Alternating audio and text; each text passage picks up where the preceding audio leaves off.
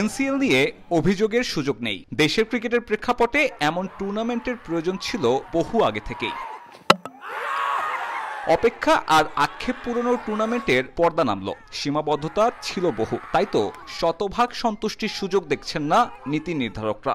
টুর্নামেন্টে অবশ্যই 100-তে 100 দেওয়া যাবে না, 100-তে 90 দিতে হবে, কারণ ফাইনাল ম্যাচটা ওরকম উইকেটের স্ট্যান্ডার্ডটা, কারণ এটা যথেষ্ট চ্যালেঞ্জিং ছিল, কারণ এখানে এভরিডে 4টা করে ম্যাচ হয়েছে দুটো জায়গায়।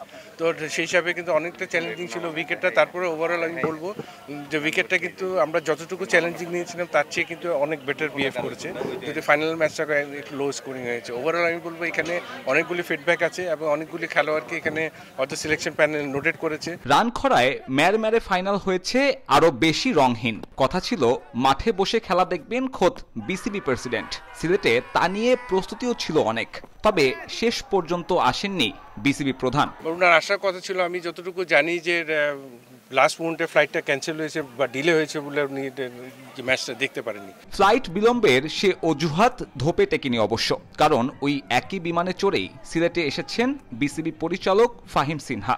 সভাপতি না থাকায় তার হাত থেকেই চ্যাম্পিয়ন ট্রফি নিতে হয় রংপুর বিভাগের।